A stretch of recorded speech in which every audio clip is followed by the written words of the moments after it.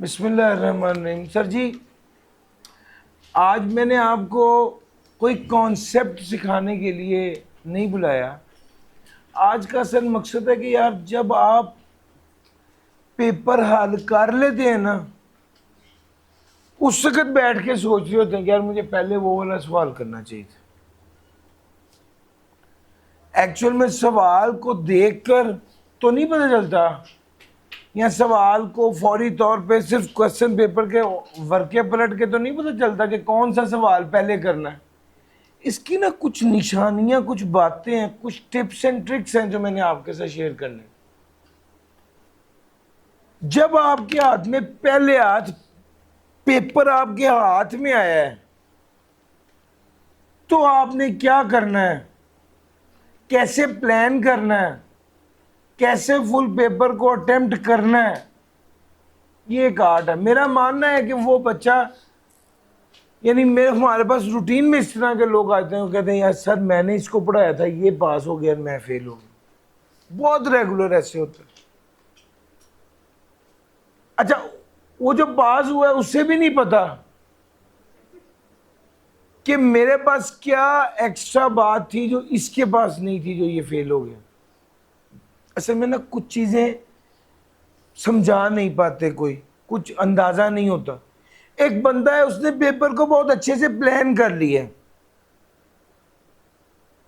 एक बंदा है जो पेपर में पैनिक नहीं हुआ, तसल्ली से 4 नंबर की एडजस्टमेंट नहीं आती थी, 16 में से उसने 13 ले लिए हैं।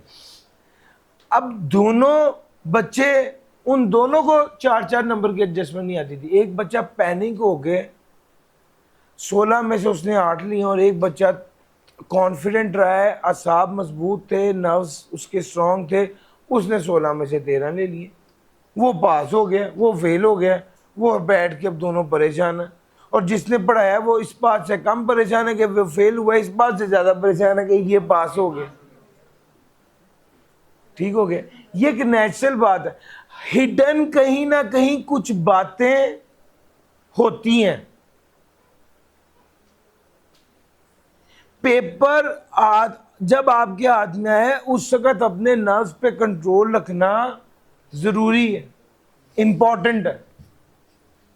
दूसरी बात यह है कि आप ड्यूरिंग द पेपर कैसा परफॉर्म करते हैं, क्या सोच रहे हैं, किस तरतीब से सवालों को हल कर रहे हैं, जो नहीं आ रहा उसका कितना प्रेशर ले रहे हैं, और जो आ रहा है उसको कितनी तसल्ली से हल कर रहे हैं। ये सारी चीजें काउंट कर रही होती।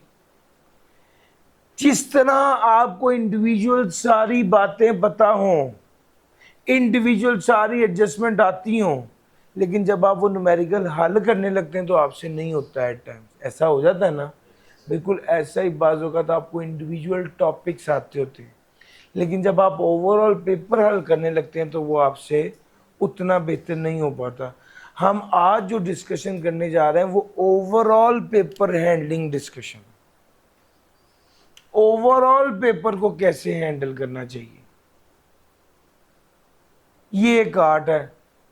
और ये हम आपको इससे पहले सिखा ही नहीं सकते थे भाई। पहले सिलेबस कंप्लीट कराते, आपको रिवीजन कराते, फिर ही ये बात सिखाते ना कि यार 100 नंबर के पेपर को हाथ कैसे डालना है, उसको कवर कैसे करना है, उसको डील कैसे करना है। एक डिस्कशन हमारी होती है प्री मॉक। आज की डिस्कशन ऑफिशियली एक सेकंड लास्ट डिस्कशन है जो कर रहा हूं आपके साथ कि यार अब पेपर को कैसे पकड़ना चाहिए। इसके बाद मॉक होगा, तो बजाय इसके कि मॉक के बाद मैं आपको सिखाता कि पेपर कैसे हैंडल करना है, मैं आपको अभी सिखा रहा हूं ना, ताकि आप मॉक में उसको अप्लाई करें।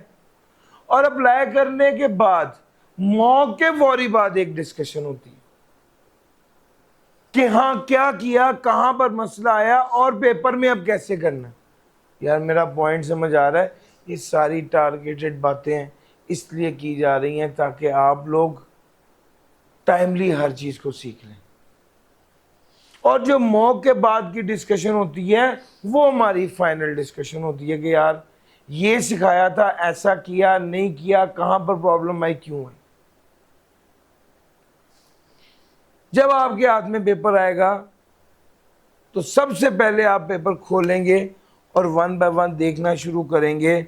सबसे पहला सफ़ा आपने खोला, ये देखते साथ ही आपको पता चल गया कि ये तो बिजनेस का न्यूमेरिकल है, एमएमपी है, सोल प्रोप्राइटरशिप है। समझ आ गई, ये एओपी का सवाल नहीं है बल्कि बिजनेस का न्यूमेरिकल। दूसरा जाफर एसोसिएट एओपी है। अच्छा जी, दूसरा सवाल एओपी का आ गया। तीसरा आसिद है, सैलरी है। अब आप देखें, पहले ही दो सफ़ों पर 7 और 11, 18 और 18 36, 1/3 पेपर तो ये आपके सामने आ गया, इनकम टैक्स। उसके बाद ये question number 3, consider each of the following independent situation. अच्छा जी, ये अभी मैं इनिशियल मेरे हाथ में पेपर आया है, मैं आपको बिल्कुल पहले पहले 1-2 मिनट में क्या करना है वो बता रहा हूँ। तो मैं सिर्फ एक आइडिया ले रहा हूँ। अच्छा, मेरे जहन में ये आ रहा है कि ये परमानेंट इस्टेब्लिशमेंट है या नहीं। अच्छा, ये उसका सवाल है। फिर ईच ऑफ द अबव कैसी पब्लिक या प्राइवेट कंपनी है या नहीं है, ये उसका सवाल है।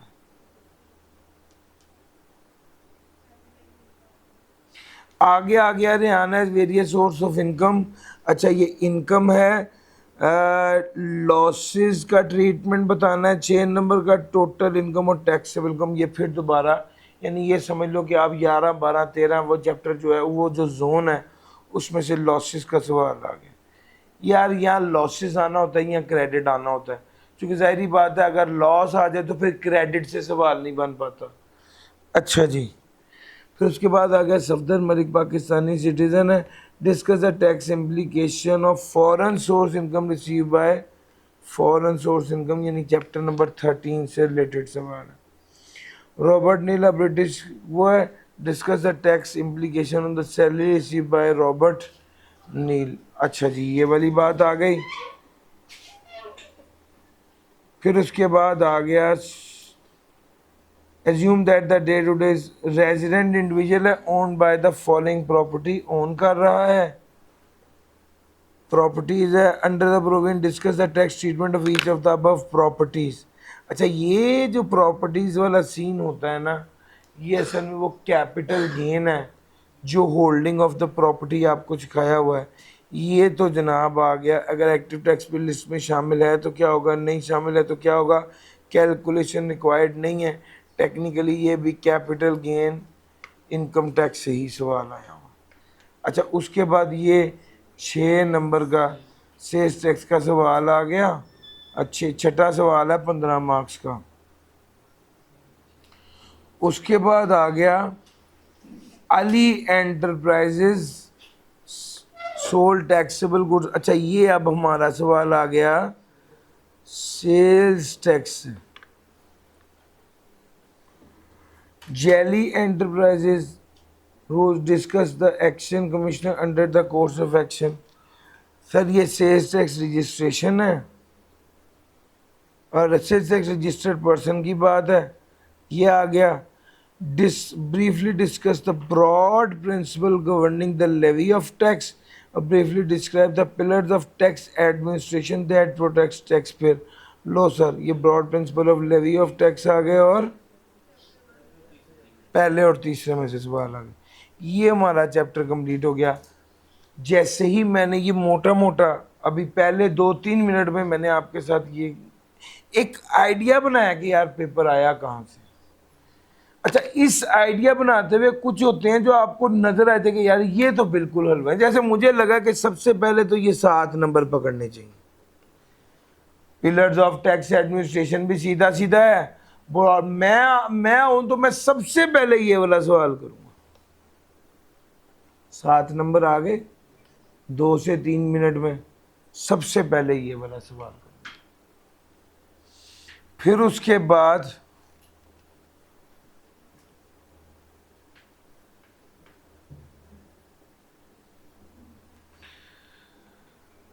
सेल्स। अब यहां पर कैटेगरी होती है एक होते हैं लॉन्ग न्यूमेरिकल्स, एक कैटेगरी है, एक होते हैं शॉर्ट क्वेश्चंस, और एक होती है प्योर क्रैमिंग। मेरे मुताबिक सबसे पहले आपको प्योर क्रैमिंग वाले सवाल जो आते हैं ये करने चाहिए। प्योर क्रैमिंग वाले सवाल करने चाहिए।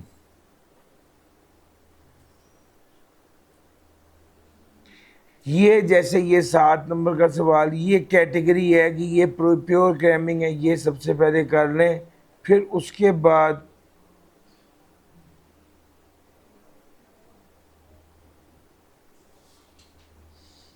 सारा कॉन्सेप्ट है। देखो पेपर के अंदर कितना रट्टा है। मेरे मुताबिक अगर प्योर रट्टे की बात करें तो वो सिर्फ ये 7 नंबर और ये ऊपर का 7 का B, Jelly enterprise sales tax register. अच्छा जी, ये प्योर क्रैमिंग वाला कर लिया। उसके बाद क्वेश्चन नंबर 7 है। क्वेश्चन नंबर 7 में part B, Jelly enterprise sales tax register person fail to file return.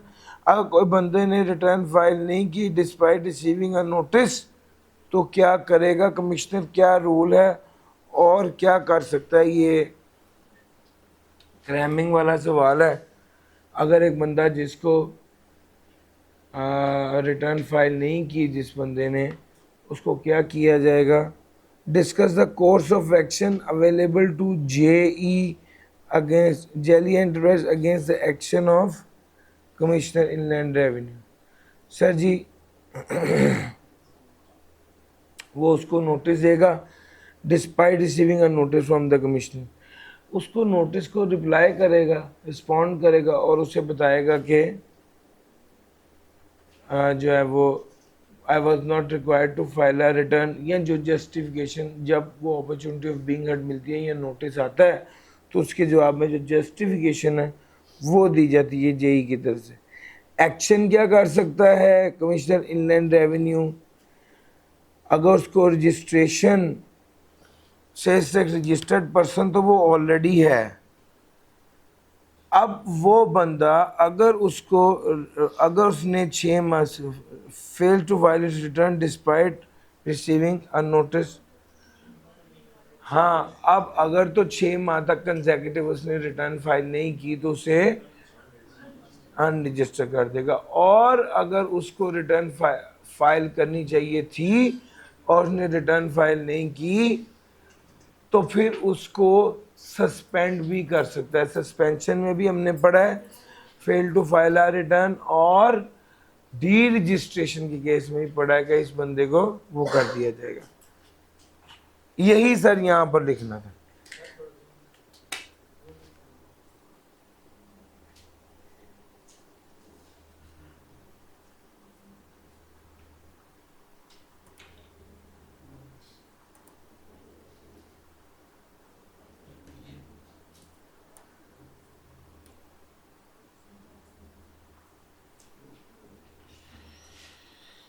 अच्छा जी, कुछ बेहतर हो गया।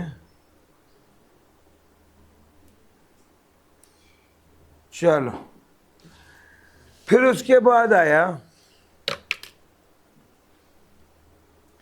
ये वाली बातें आपने लिख देनी थी क्वेश्चन नंबर 7। क्वेश्चन नंबर 7 भी मेरे मुताबिक एक आसान सवाल की कैटेगरी में फॉल करता है कि जिसको आपने सिर्फ अप्लाई ही करना था, जिसको सिर्फ अप्लाई ही करना था।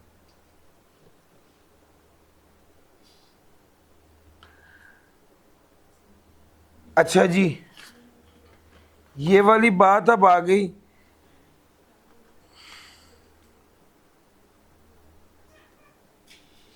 इसमें अगर fail to file a return वाली बात हो उसमें एक पॉइंट बेस्ट जजमेंट असेसमेंट का भी आ जाता है, जो हमने पढ़ा हुआ कि भाई अगर आपको कहा था रिटर्न फाइल करने और आपने रिटर्न फाइल नहीं की तो आपको बेस्ट जजमेंट असेसमेंट दी जाएगी।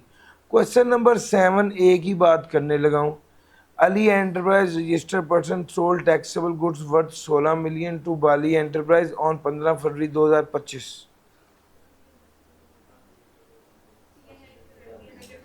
रजिस्टर्ड पर्सन ने चीजें बेची हैं बाली एंटरप्राइज को।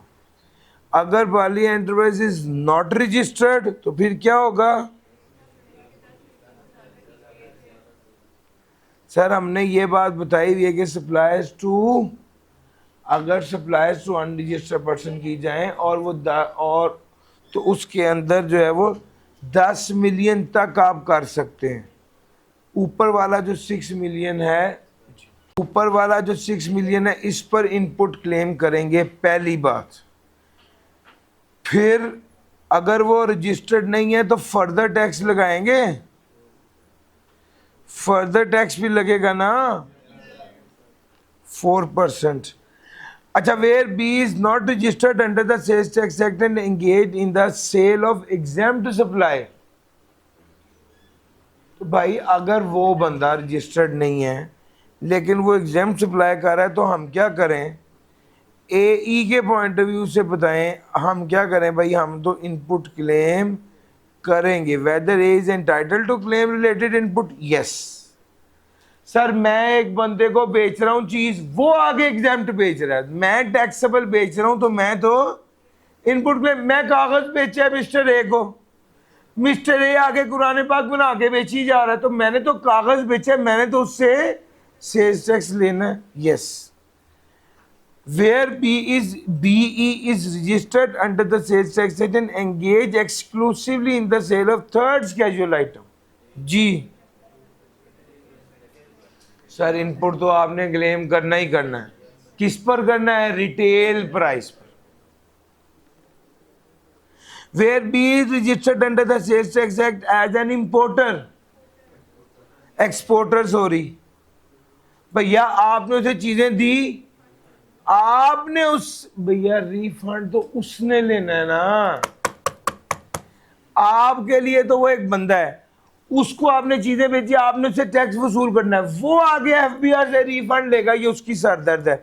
यहां पर बात ये कि आपने एई के पॉइंट ऑफ व्यू से कहना है कि वो इनपुट क्लेम करेगा या नहीं करेगा। बीई इज अ रिटेलर, अगर वो रिटेलर है तो देखना पड़ेगा वो बड़े वाला रिटेलर है या छोटे वाला रिटेलर है। अगर तो बीई इज अ रिटेलर है और वो बड़े वाला रिटेलर है फिर तो सिंपल इनपुट क्लेम करेंगे। अगर वो बड़े वाला रिटेलर है, कुछ ऐसे रिटेलर होते हैं जो बिजली के बिल के जरिए सेल्स टैक्स पे करते हैं, पढ़ाया हुआ है ना, तो भैया अगर तो वो बिजली के बिल के जरिए सेल्स टैक्स पे कर रहा है तो इसका मतलब है वो छोटे वाला रिटेलर है। और अगर वो अनरजिस्टर्ड है, अगर वो अनरजिस्टर्ड है तो फिर क्या करेंगे? इसको कहते हैं टीयर 1 रिटेलर। टीयर 1 रिटेलर कौन सा है? बड़े वाला रेट। इस पर तो इनपुट टैक्स क्लेम कोई मसला नहीं। और अगर अदर देन टीयर 1 है, नहीं अदर, वैसे टीयर 2 कह लें या अदर देन टीयर 1 कह लें तो वो सेफ रहेगा, वैसे टीयर 2 भी होता है। अगर अदर देन टीयर 1 रिटेलर है और ये अनरजिस्टर्ड है तो सर अनरजिस्टर्ड बंदे के हवाले से हमने क्या कहा है? 10 million is the maximum input जो कि आप क्लेम कर सकते हैं।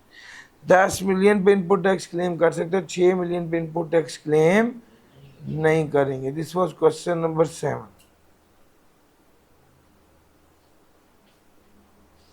अच्छा जी, मैं अगर हूं तो मैं इसके बाद ये सेल्स टैक्स वाले सवाल, सेल्स टैक्स असल में पक्का याद भी किया होता है, आता भी होता है नॉर्मली।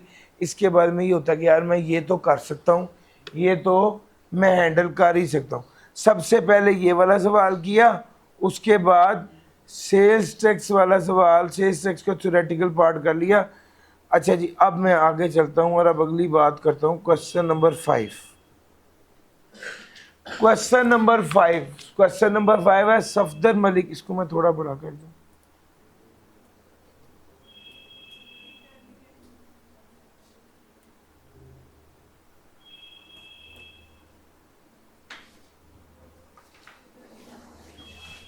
क्वेश्चन नंबर 5 है, Safdar Malik, a Pakistani citizen, return to Pakistan on 20 December 2023 after residing in UAE for 7 years.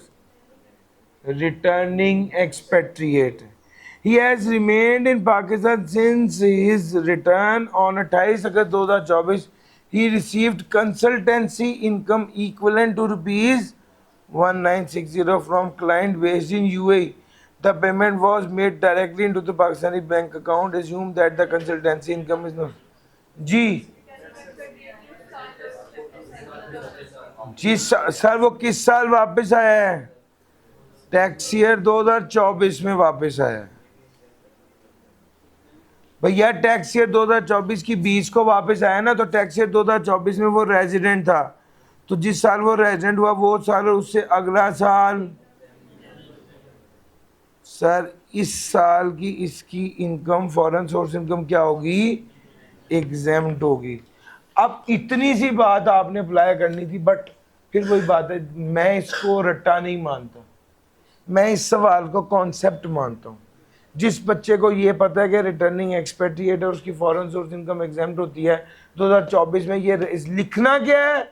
अब यहाँ पर एक चीज़ और है बेटे जो आपको सीखने की ज़रूरत है, वो होती है application ability.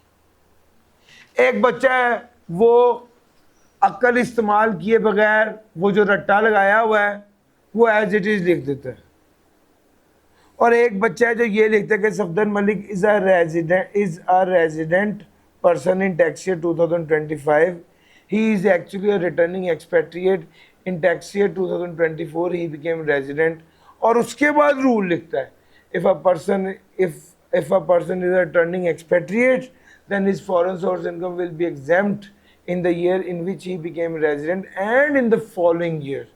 So in tax year 2025 his foreign source income will be exempt. ये बात आपने लिखनी है, इसको कहते हैं अप्लाई करना। अगर बच्चा इसको अप्लाई ना करे, 4 नंबर हैं यार, आपको आखिर तो कुछ बात करनी है ना उसके साथ।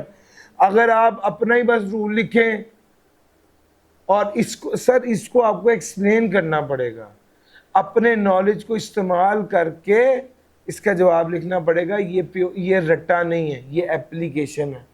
रट्टा ज़्यादा आसान होता है, एप्लीकेशन में सिर्फ रट्टा नहीं होता बल्कि उससे अगला स्टेप उस नॉलेज को, उस रट्टे को इस्तेमाल भी करना होता है। अच्छा जी,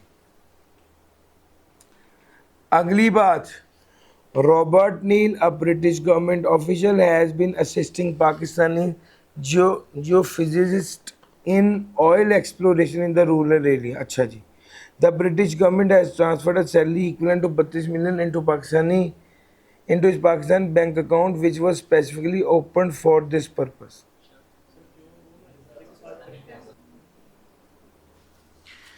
ये काम कहाँ कर रहा है? अब ब्रिटिश गवर्नमेंट ऑफिशियल है, has been assisting Pakistan in oil in rural area of Rojina for the past. The British government has transferred a salary of equivalent to 32 million.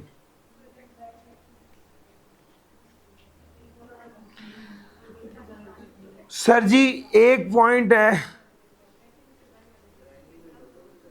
Sir जी, अच्छा मेरी बात सुनिए, यहाँ पर एक चीज़ और है, ज़रा उसको भी डिस्कस करना पड़ेगा। एक पॉइंट तो ये है कि ये नौकरी पाकिस्तान में कर रहा है या नौकरी ब्रिटिश में कर रहा है। और सर जी एक पॉइंट यहाँ पर देखना पड़ेगा, जो एक चीज़ हमने मेजर डिस्कशन में नहीं डिस्कस की, ये सरकारी मुलाजिम है गवर्नमेंट का।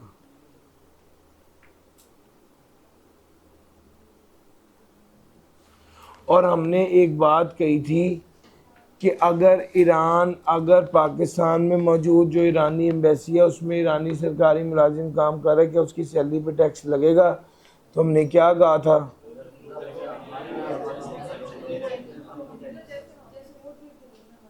जैसे वो में करेंगे। अच्छा आमतौर पे ये होता है कि हम उनके सरकारी मुलाजिम की इनकम पे टैक्स नहीं लगाते और वो हमारे सरकारी मुलाजिम की इनकम पे टैक्स नहीं लगाते। चूँकि ये गवर्नमेंट ऑफिशियल था, गवर्नमेंट ऑफिशियल के केस में वो वाला रूल अप्लाई होना था। फेडरल गवर्नमेंट के मुलाजिम वाला रूल अप्लाई होना था। तो भाई ये गवर्नमेंट ऑफिशियल था और ये वाला रूल इसमें अप्लाई होना था। अगर इस रूल की बात करें तो वो तो कहता है वो तो क्या होगा, एग्जेम्प्ट हो। Sir ji part C, for the purpose of this part assume that the day today is 31 August 2025। Sohail, a resident individual, owned the following properties: an office building with a fair market value of 30 million, an open plot with a fair market value of 26 million. The plot was allotted by the federal government to an ex-army officer who later sold it to Sohail. An agricultural land with an annexed farmhouse having a fair market value of 70 million for the land and 26 million for the farmhouse. The land is cultivated by Sohail ji. Office building है 30 million की। अच्छा अब अगर office building 30 million की है तो क्या होगा जी, अगर तो ये बिजनेस के लिए इस्तेमाल कर रहा है ना, तो फिर तो इस पे 1% वाला रूल अप्लाई नहीं होगा। ओपन प्लॉट है 26 मिलियन का, ये प्लॉट इसको अलॉट किया था फेडरल गवर्नमेंट ने, ये ओरिजिनल अलॉटी नहीं है, ये ओरिजिनल अलॉटी नहीं है सर जी। द प्लॉट इस पर 1% वाला रूल अप्लाई होगा, ठीक हो गया। Agricultural land was annex, sir जी जितनी एग्रीकल्चरल लैंड है ना उस पर तो वो तो एग्जाम्प्ट है, उस पर तो कोई मसला नहीं। लेकिन जो फार्म हाउस है ना, जो फार्म हाउस है उस पर टैक्स लगेगा, लेकिन फार्म हाउस की शर्त भी होती है। सर जी कितना एरिया कहा हुआ है, covered area of 2000 square yards और covered area of 2000 square yards है, और वहां पर ड्वेलिंग जो रहने की जगह है वो कितनी है 5000 स्क्वायर फीट। अगर वो इतनी जगह है उस पर ये वाला रूल अप्लाई होगा और ये होगा। ये सारी बातें तब हैं जब वो एक्टिव टैक्स पेयर लिस्ट में शामिल है। अगर वो एक्टिव टैक्स पेयर लिस्ट में शामिल ना होता, अगर वो एक्टिव टैक्स पेयर लिस्ट में शामिल ना हो तो इस पर टैक्स लगेगा, केस 1 में भी, केस 2 में भी, केस 3 में भी, सारे केसेस में इस पे टैक्स लगेगा। अगर एक्टिव टैक्स पेयर लिस्ट में ना हो तो इसकी सारी प्रॉपर्टीज पर टैक्स लगेगा। अगर एक्टिव टैक्स पेयर लिस्ट में होता तो मैंने आपको ये सारी बात बता दी, पहले केस में ना लगता, दूसरे केस में लगता और तीसरे केस में ना लगता। एग्रीकल्चर पे तो नहीं लगना ना। अच्छा अगर वो एक्टिव टैक्स पेयर लिस्ट की बात कर सर, अगर वो एक्टिव टैक्स पेयर लिस्ट में शामिल नहीं है तो हमने उसकी एक्सेप्शंस भी पढ़ी हुई हैं कि वो 25 मिलियन वाली लिमिट भी अप्लाई नहीं होती, और वो सारी उसने यही कहा है कि भाई अगर एक्टिव टैक्स पेयर लिस्ट में नहीं है तो ये घरचे वो बिजनेस से कमा रहे हैं लेकिन उस पर टैक्स लगेगा। अगर एक्टिव टैक्स पेयर लिस्ट में शामिल नहीं है तो फिर सारी प्रॉपर्टीज पे टैक्स लगेगा। अच्छा जनाब ये तो हमारा क्वेश्चन था, question number 5।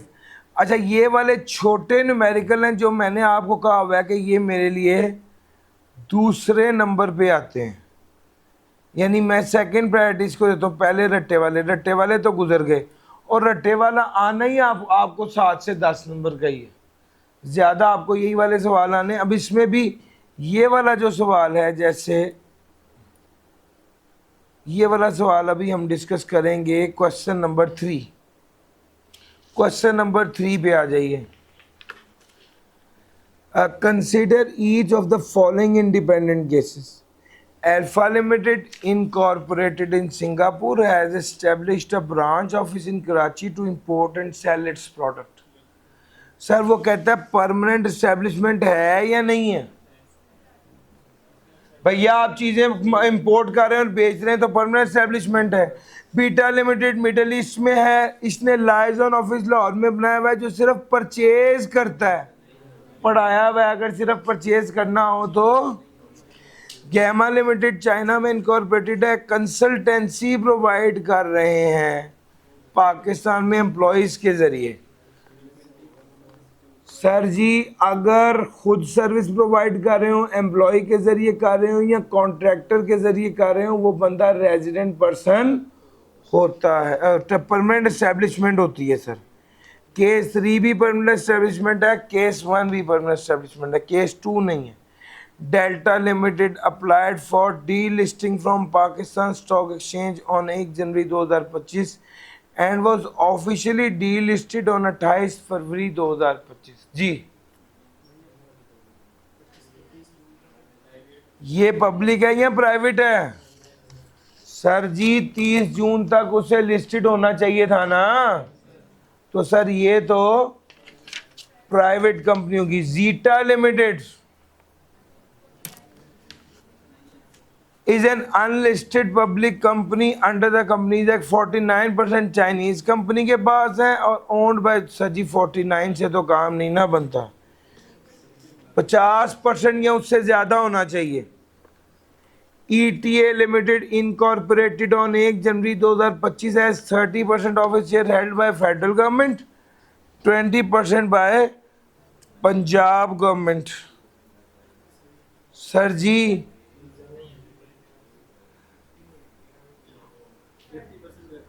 50% by private company.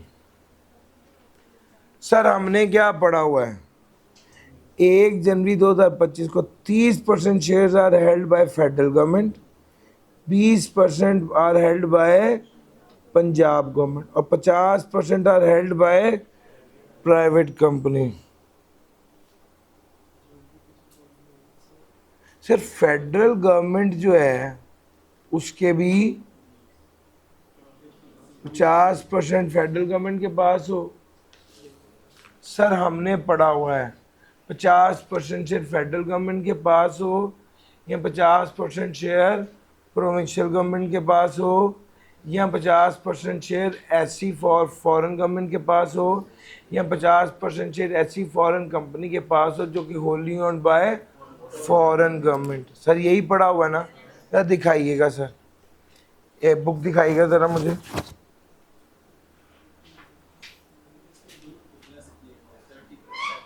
Ji sir इसी की ही बात हम करने लगे हैं कि भाई मैं आपको यही बात ही बताने लगा हूँ। असल में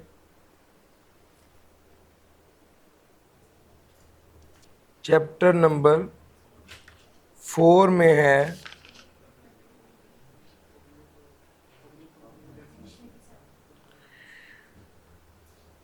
50% more shares are held by federal and provincial government। अच्छा फेडरल और प्रोविंशियल गवर्नमेंट यानी फेडरेशन और प्रोविंस मिला के दोनों अगर 50% है तो वो भी पब्लिक कंपनी की डेफिनेशन में फॉल कर जाएंगे। 30 और 20 ये दोनों मिलाएं तो कितने बन गए?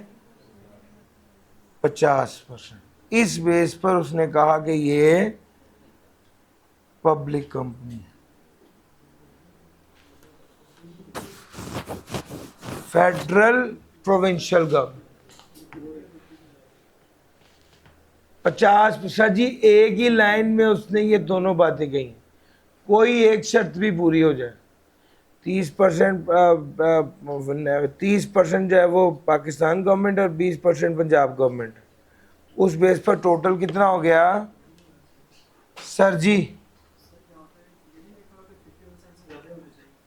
50% या उससे ज़्यादा, नॉट लेस देन का मतलब है 50 से कम ना हो, 50 या उससे ज़्यादा हो,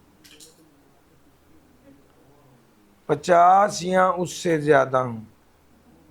सर जी क्वेश्चन नंबर 3, अब मेरे मुताबिक इस पेपर में क्वेश्चन नंबर 3 को आपको पहले करना चाहिए। अभी बड़े बड़े सवाल नहीं कर रहे, अभी सिर्फ छोटे छोटे सवाल ही किए हैं। आपने क्वेश्चन 8 कर लिया, क्वेश्चन 7 कर लिया, क्वेश्चन 5 कर लिया, क्वेश्चन 3 कर लिया। और ये करने से आप मेरे मुताबिक तकरीबन जितना आपको आता हो, आप 45 to 50 मिनट्स में तकरीबन ये 31 नंबर का पेपर कर चुके होंगे। 4 और 4 8 ये है, और ये 12 20 हो गए।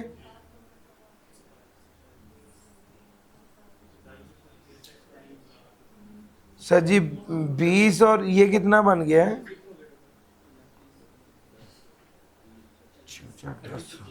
36, तकरीबन 36 मार्क्स का पेपर आप 45 to 50 मिनट्स में कर चुके होंगे। इस सवालों पे टाइम कम लगता है। अगर आपको आते हो तो आपने 2 लाइनें लिखनी होती हैं। इन सवालों पे टाइम कम लगता है, टाइम हमेशा न्यूमेरिकल में ज़्यादा लगता है। लो सर, इसके बाद जो अगला सवाल है,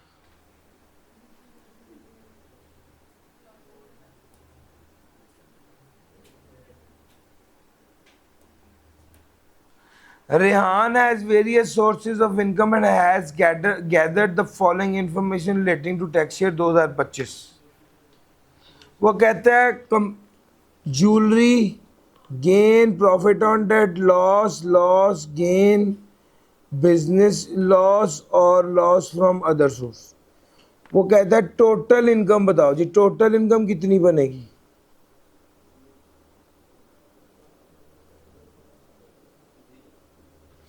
यार टोटल इनकम में तो हर तरह की इनकम शामिल कर लेनी है ना जी। बताइएगा टोटल इनकम कितनी है? इसका टोटल कर लें, 0 बनता है सर। टोटल इनकम तो नील हो गई।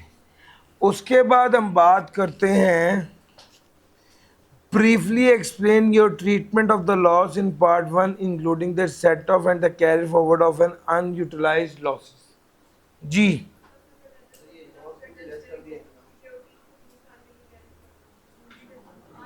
पहले लॉसेस के ट्रीटमेंट की बात कर लें। अच्छा, अगर आप टैक्स, उसने कहा टैक्सेबल इनकम बताएं, अगर टैक्सेबल इनकम की बात करें तो सर जाहिर बात है एनटीआर इनकम को लैदा कर लो। Gain on sale of jewellery ये भी एनटीआर है। सर जी ये फादर से जो ज्वेलरी मिली है, सर फादर से जो ज्वेलरी मिली है ये एग्जाम्प्ट है। इस पे तो ये गिफ्ट होता है ना, गिफ्ट जो मिलता है उस पर टैक्स नहीं लगता। अच्छा जी प्रॉफिट ऑन डेट, सर जी ये भी एनटीआर नहीं है, सेपरेट ब्लॉक आइटम है। Loss on disposal of private company और loss on disposal of share of public company. Gain on disposal of security, business loss from UAE और loss. Sir जी foreign का भी लॉस है, foreign का भी loss है। पाकिस्तान सोर्स में अदर सोर्स का भी लॉस है, फॉरेन का भी लॉस है और पाकिस्तान सोर्स में अदर सोर्स का भी लॉस है। फिर एक तरफ गवर्नमेंट सिक्योरिटी को बेचने पर क्या मिला है? गवर्नमेंट सिक्योरिटी को बेचने पर गेन हुआ है। क्या ये गेन, सिक्योरिटी को बेचने पर गेन, इस पब्लिक कंपनी को की डिस्पोजल पर लॉस के साथ एडजस्ट होगा? द आंसर इज क्या एडजस्ट होगा या नहीं होगा? तो इसकी बात है कि भाई ये बिल्कुल एडजस्ट होगा। इसको करेंगे तो ये कितना आ जाएगा? -1 आ जाएगा। अच्छा लेकिन ये दोनों सिक्योरिटीज हैं। सिक्योरिटीज का मतलब है ये तो एनटीआर नहीं है, इसको तो कंसीडर ना करो। ये तो एनटीआर नहीं है, इस बिजनेस लॉस है सर, ये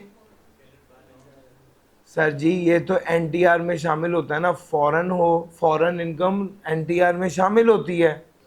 फॉरेन सोर्स इनकम जो है वो तो एनटीआर में शामिल होती है। इसमें लॉस आया हुआ है तो इसको भी कंसीडर कर लेते हैं।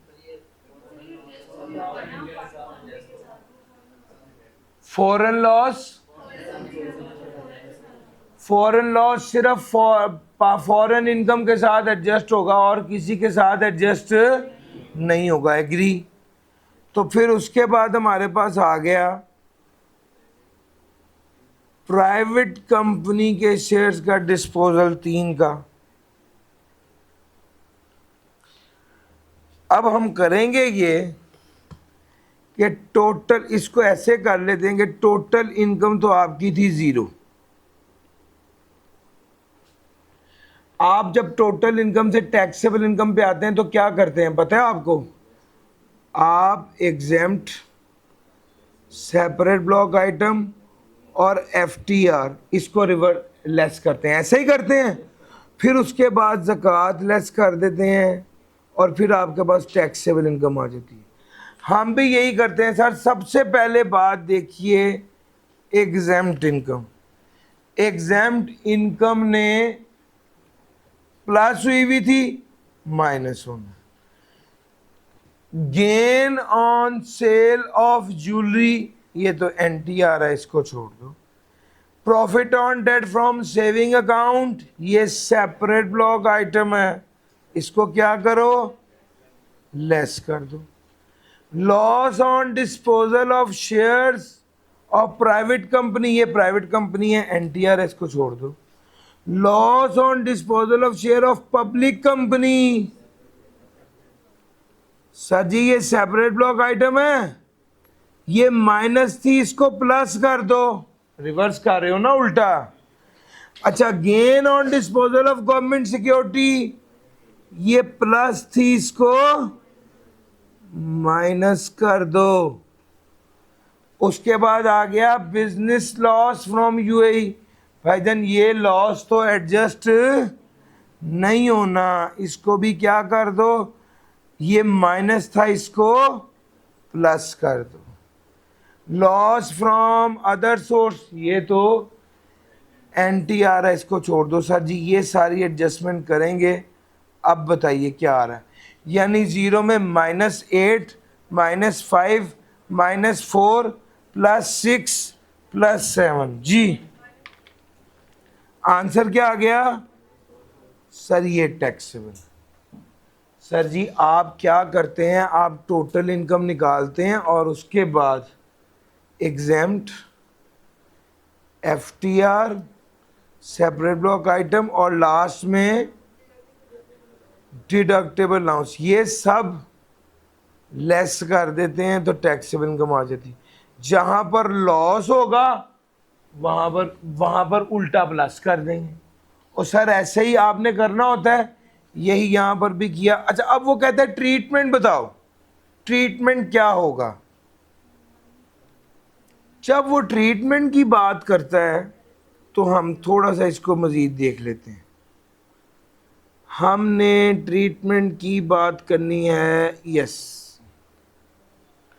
सबसे पहले ट्रीटमेंट सिर्फ लॉसेस का है, जाहिर बात है, गेन का तो कुछ नहीं, लॉस का। फॉरेन सोर्स लॉस है, ये तो फॉरेन सोर्स इनकम के साथ एडजस्ट होगा और किसी के साथ एडजस्ट नहीं होगा, लो।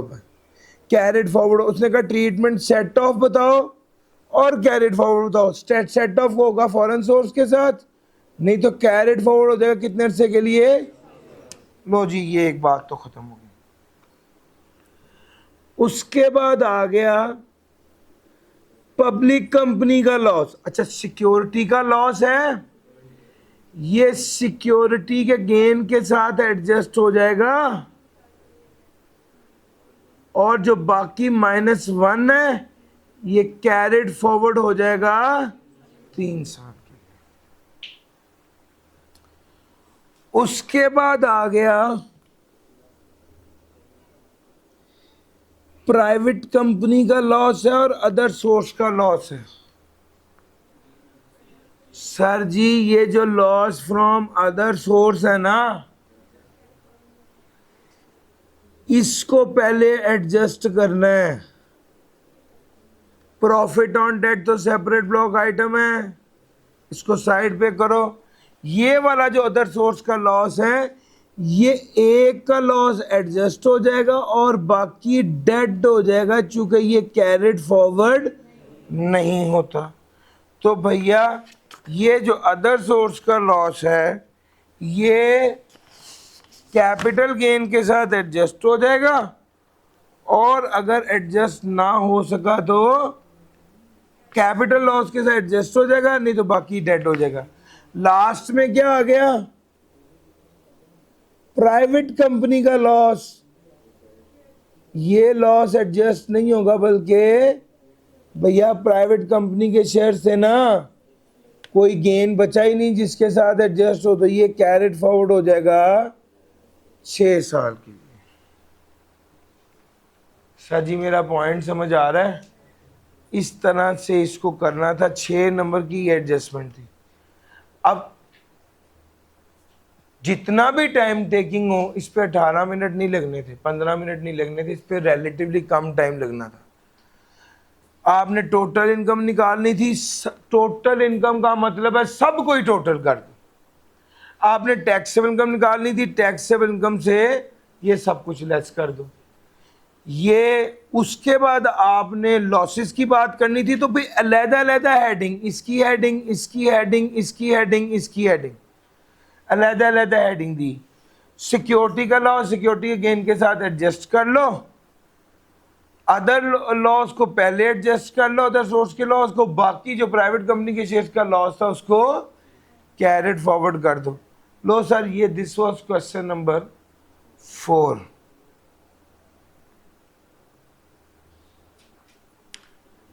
सर जी सारे सब अच्छा। अब जब आपने ये कर लिया, इसके बाद अब आपने गौर किया कि सारे बड़े बड़े न्यूमेरिकल्स रह गए। क्या करना चाहिए सर जी? क्या करना चाहिए? अब ये जो सवाल, अब बाकी बड़े सवाल रह गए, इसमें क्या करना चाहिए था? तो इसका बात ये कि भाई मेरे पास, मेरे जहन में फौरन आया है, सैलरी का न्यूमेरिकल बड़ा हलवा होता है।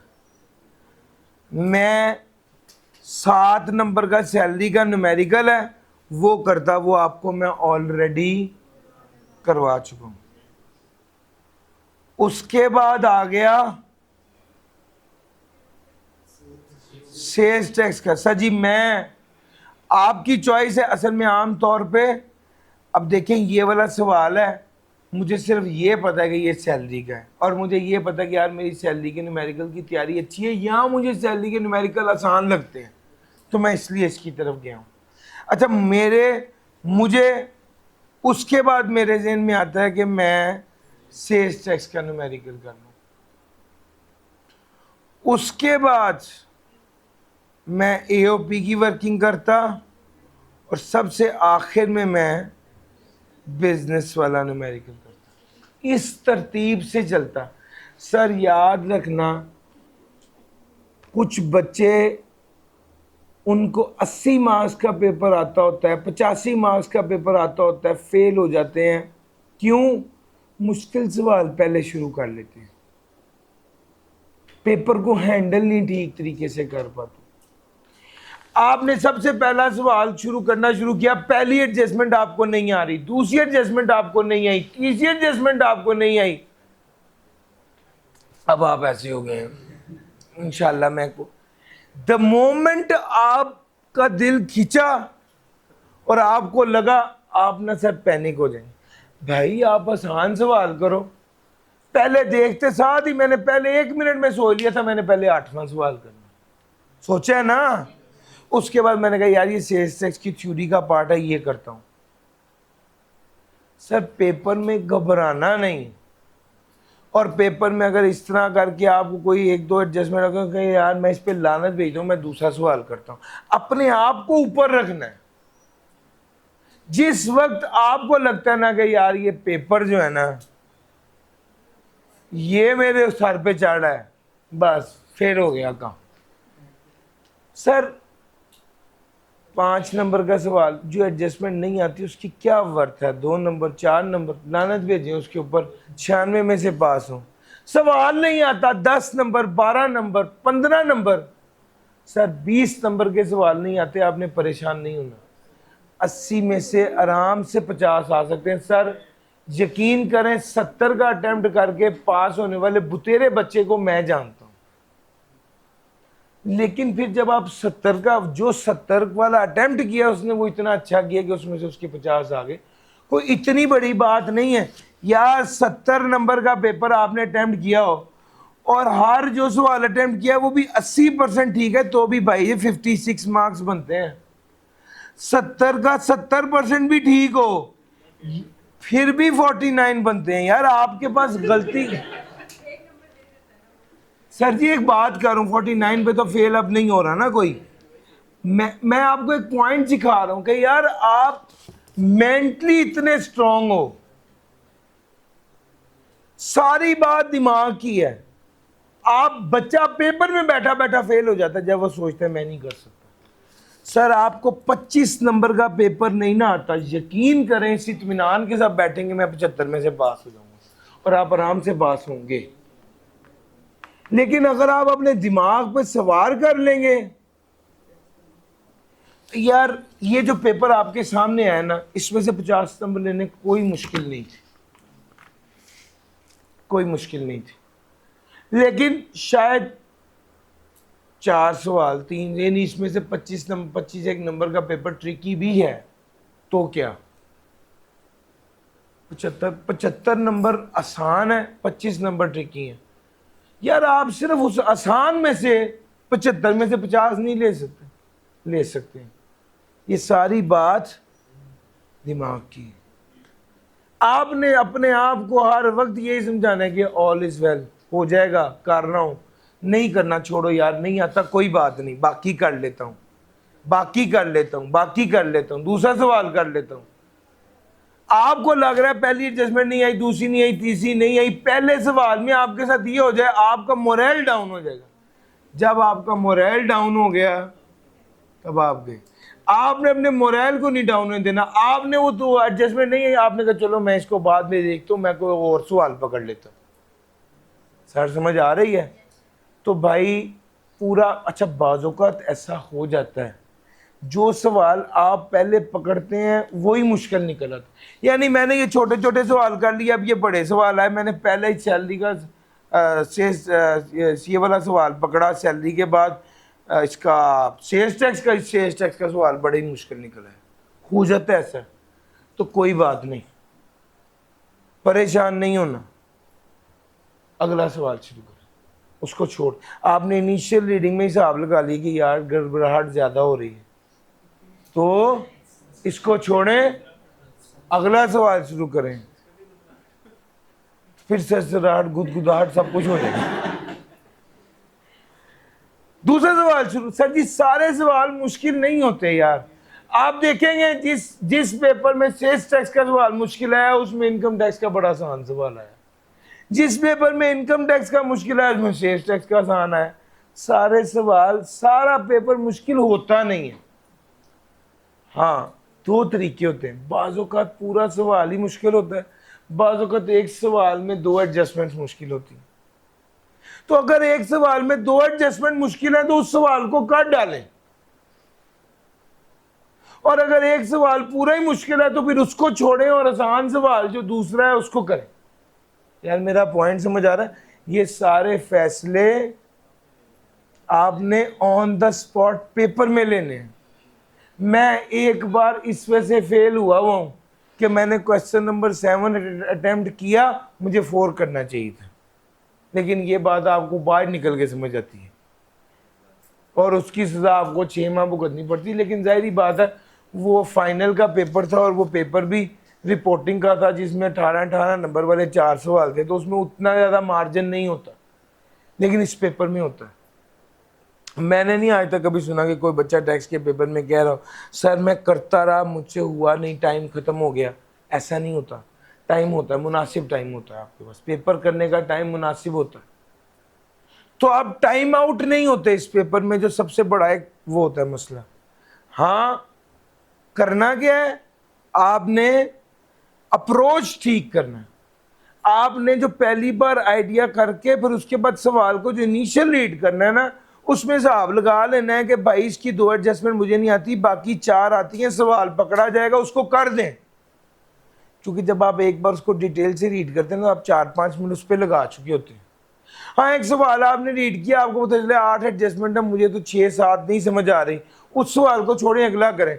क्योंकि वो 5 मिनट तो ज़ाया हुए, लेकिन वो जब आप उस सवाल को करेंगे तो आप डीमोटिवेट इतना हो जाएंगे कि बाकी पेपर उड़ जाएगा।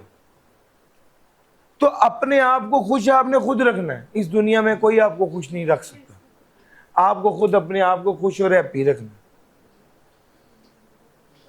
बंदा गिरता है, गिर के भी कहता है या अल्लाह इसमें तेरी कोई मसलियत होगी, और खुश हो जाता है। वो बंदा नहीं भी गिरता, खुशबाज भी होता है, तब भी कहता है यार मेरी किस्मत ही खराब है। ये बंदे ने खुद सोचना है।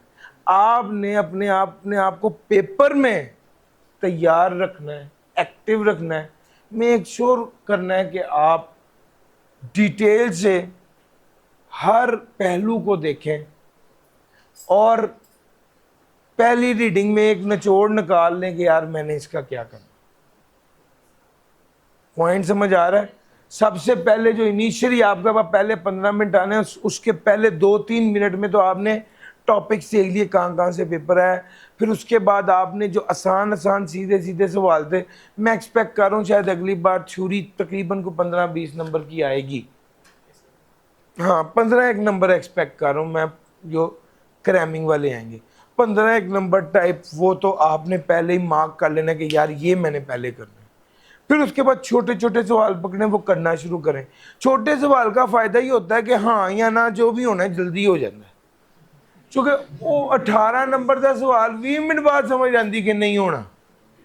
ये 4 नंबर सवाल की 1 मिनट में समझ आ जाती है कि ये होना या नहीं होना।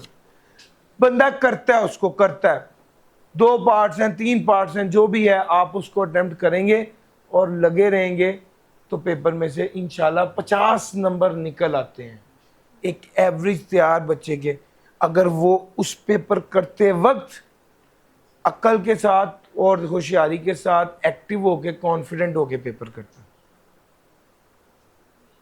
मैंने ऐसे बच्चे देखे जो कहते हैं ऐसी की तैसी आ जाए जो पेपर आना है, और ऐसे भी देखे पता नहीं क्या हो जाएगा, पता नहीं क्या हो जाएगा। दोनों बच्चे पेपर में बैठते हैं।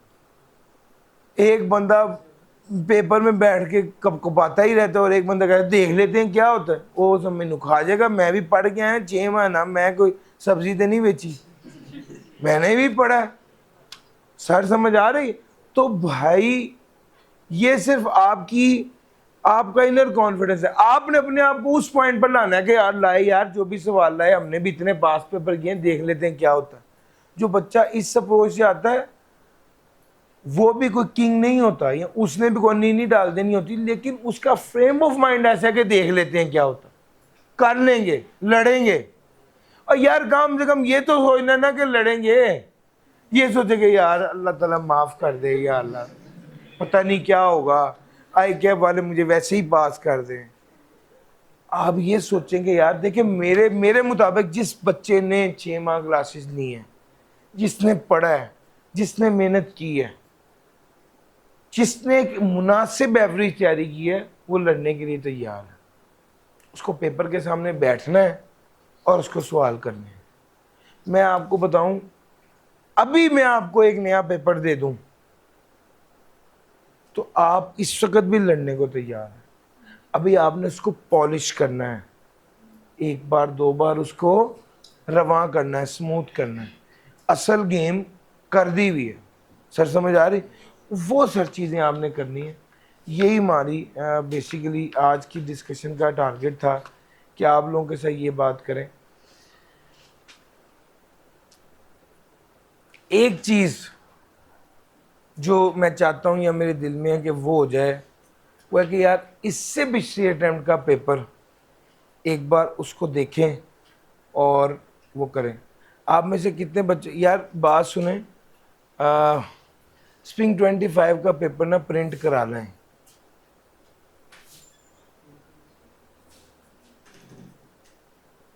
ठीक हो गया? आप 1 मिनट पॉज कर दीजिए। जी सर 15 मिनट हो गए हैं।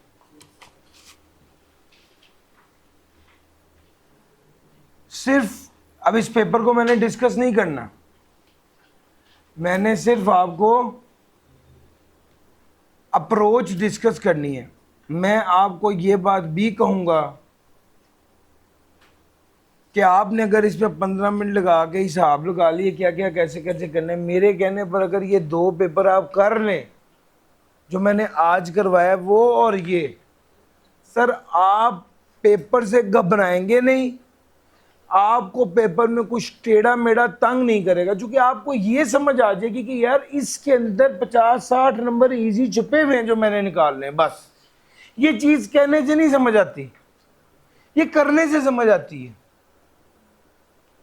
सर पेपर जब मेरे सामने आया मैंने कहा यार मैं तो सोच रहा था कि पहले को बड़ा न्यूमेरिकल होगा, ये तो छोटा सा सवाल है। अच्छा चलो एक ये सैलरी का सवाल आ गया, ये तो रेजिडेंट नॉन रेजिडेंट है, ये तो आसान है 4 नंबर का। वेल्थ स्टेटमेंट है, ये भी आसान है। ये मुख्तलिफ एडजस्टमेंट्स हैं उसका सवाल है। फिर क्वेश्चन नंबर 4 आ गया, ये प्रॉपर्टी का सवाल है, other source property. Question number 5 देखा, ये तो फुल फ्लेज सवाल है बिजनेस का। क्वेश्चन नंबर 6 देखा, 19 और 20, 40 तो ये खड़े हैं। और उसके बाद question number 7, requirement sales tax return file की, ना फाइल करेंगे तो क्या होगा, पावर ऑफ कमिश्नर क्या है, फिर वसीम सन्स। और ये क्वेश्चन नंबर 8, फिर वही बात है कि ये क्वेश्चन नंबर 8 को देख के मेरे दिल में है कि सबसे पहले तो ये 4 और 4 8 नंबर तो पकड़े, ठीक हो गया। फिर आपके पास क्वेश्चन नंबर 7 का पार्ट ए जो है ये भी सिंपल सवाल है, कमिश्नर के पास रिटर्न फाइलिंग के हवाले से क्या पावर्स मौजूद हैं, अथॉरिटी मौजूद हैं जी, debit note credit note issue होना है उसकी बात है। फिर उसके बाद क्वेश्चन नंबर 6 भी अभी छोड़ें, 5 भी छोड़ें। क्वेश्चन नंबर 1 जो है ना, 2 सबसे पहले और फिर उसके बाद 1 सैलरी वाला है। सैलरी वाले से फिर भी दिल में उम्मीद होती है कि क्या क्या ही पूछ लिया होगा उसने, चलो बंदा इसको कर लेता है। 1 और 2 कर लिया। वेल्थ स्टेटमेंट आनी चाहिए। वेल्थ स्टेटमेंट का ये सवाल बड़ा ही आसान होता है, होता बहुत आसान है। अगर हो भी तो एक आध एडजस्टमेंट कोई होएगी, 7 में से 6 लेना तो इसमें कभी भी मुश्किल नहीं होता। फिर अच्छा इसको मैं देखता हूँ बाद में। क्वेश्चन नंबर 4 जो है ये जो है वो Pakistan source income, foreign source income, ये वाला सवाल है और 13 नंबर का सवाल है। पहले ये करेंगे, फिर उसके बाद आऊँगा मैं क्वेश्चन नंबर 3 की तरफ, फिर उसके बाद आऊँगा क्वेश्चन नंबर, अब यहाँ पर मेरा यहाँ पे ट्रेड ऑफ है, 5वां या छठा, चूँकि 5वां बिजनेस का है। अगर मेरी बिजनेस पे ग्रिप अच्छी है तो 5वां सवाल बेहतर है, और अगर मेरी सेल्स टैक्स पे ग्रिप अच्छी है वैसे तो ये वाला बेहतर है। ये ऑन द स्पॉट आपने सोचना होता है, दोनों की वेटेज बराबर है। ऑल दो मेरे मुताबिक, अच्छा वैसे मेरे मुताबिक बिजनेस, अगर मैं होता तो मैं बिजनेस का सवाल पहले करता, क्योंकि सरमाया वाला भी कल तो की है। तो ये ऐसे इस तरतीब से सर, ये कैलकुलेशन जो आप पहले 2-4-5 मिनट में निकाल लेते हैं, मैं आपको कह रहा हूँ बात यहाँ पर ख़त्म नहीं हो रही। मेरे मुताबिक ये 2 पेपर आपको पूरे हल करने हैं बिफोर मॉक। अगर आज ही करें तो ज़्यादा आसान, इसलिए कि पेपर तो आपने पढ़ ही लिया है, इसको हल करें, कोई मसला नहीं है। मैं असल में आपको एक चीज़ सिखाना चाहता हूँ जो बताने से आपको समझ नहीं आ रही। या जब आप पेपर हल करते हैं ना तो उसके अंदर छुपे हुए 50 नंबर आपको मिल जाते हैं, होते हैं। अब ये मुझे लगता है जो पिछले अटेम्प्ट का पेपर था उससे ज्यादा ट्रिकी ये पेपर है। पिछले अटेम्प्ट का पेपर रिलेटिवली सीधा, बड़े बड़े 2-3 सवाल, इसमें ये समझ ही नहीं आ रही कि कौन सा सवाल शुरू करें। हर सवाल 10, 12, 13 दरमियाने लेवल का सवाल है। कोई 3-3, 4-4 पार्ट, 3-3, 4-4 नंबर के पार्ट ही नहीं है। और इसमें रिजल्ट बुरा था काफी इस पेपर में। और उससे अगली अटेम्प्ट आसान आई है। मैं इस अटेम्प्ट को, इस लेवल की अटेम्प्ट देख रहा हूं सर। देखें, मैं फिर कहता हूं, आपको मेरी बात नहीं समझ आएगी, लेकिन जब आप ये पेपर पूरा हल करेंगे तो आप ये बात मानेंगे कि यार 50 नंबर इसके अंदर इजी छुपे हुए थे। बाज़ औक़ात वो 50 नंबर 3-4 आसान सवालों की सूरत में होते हैं, उसको कैच करना आसान होता है। और बाज़ औक़ात ये 50 नंबर हर सवाल के अंदर 4-4 नंबर आसान होते हैं, उसको पकड़ना मुश्किल होता है कि 8 सवाल हैं और हर सवाल में 4 से 5 नंबर आसान है, जिसको फिर आपको सारे सवाल अटेम्प्ट करके उसमें से 50 जोड़ने पड़ते हैं। यार मेरा पॉइंट पिक कर रहे हो। पिछली अटेम्प्ट का सेल्स टैक्स का सवाल हलवा था 15 नंबर का, ये इसने दिया भी 20 नंबर का, सवाल भी जो है ना वो करारा सवाल है। तो भाई ऐसा होता है। सिखाना क्या चाहता हूं, एक बार पूरा पेपर हल करें, ये वाला भी और वो वाला भी। ये 2 पेपर आप हल कर लें, अव्वल तो इंशाल्लाह इन 2 पेपर्स में से ही 30 नंबर का पेपर आपके पेपर में आएगा। ये भी आपको बता, 20 से 30 मार्क्स का पेपर इसी पैटर्न पे, इसी तरीके का होगा। पहली बात। दूसरी बात, आपको कॉन्फिडेंस आ जाएगा, यार ये तो डुएबल है, हो सकता है। अब अगला सवाल है कि सर अभी तो मेरी पूरी तैयारी नहीं है, तो फिर क्या करूं? हाँ, आपकी पूरी तैयारी नहीं है, एक सवाल पकड़ें, हल करें, सॉल्यूशन देखें, दूसरा सवाल सॉल्यूशन देखें, ठीक करें, अगला सवाल पकड़ें, हल करें, सॉल्यूशन देखें, ठीक करें। यकीन करें 100 नंबर के पेपर में आप हैरान हो जाएंगे कि इतना ज्यादा डाटा पूछा होता है और इतना ज्यादा सीखने को होता है।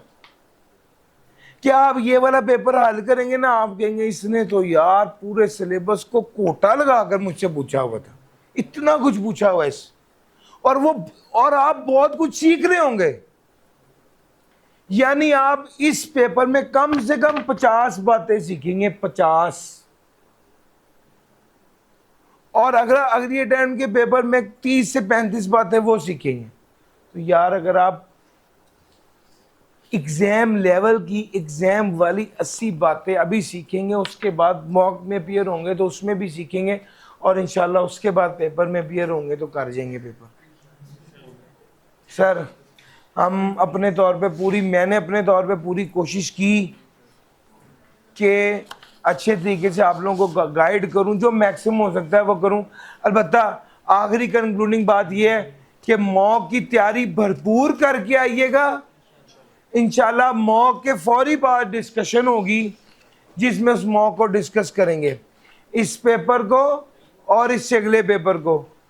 ऑटम 24 और स्प्रिंग 25 इज योर पेपर, जो आपको करना चाहिए। मॉक इसके साथ सॉल्यूशन भी है, वो तो आई कैप में भी है, किताब में हर टॉपिक के साथ भी है, ठीक है, अपडेटेड सॉल्यूशन। वो करें, वो करेंगे, आपको गेम समझ आ जाएगी और इंशाल्लाह ये पेपर इसी अटेम्प्ट में पास करें। मेरी दुआएं आपके साथ हैं। Till the date of exam मैं आप लोगों के लिए अवेलेबल हूँ व्हाट्सएप पर, और जब ये क्लास ख़त्म हो रही है तो मेरे पास तो मज़ीद टाइम भी आ गया है आप लोगों के लिए अवेलेबल होने का। आप लोग उसके अलावा कोई भी ज़्यादा डिस्कशन करनी है, आप मुझसे व्हाट्सएप पर टाइम ले लें, कॉल करके पूछ सकते हैं। उसके अलावा अगर आप लाहौर में ही हैं और आप आकर कोई बात पूछना चाहते हैं, मुझे बता दीजिए।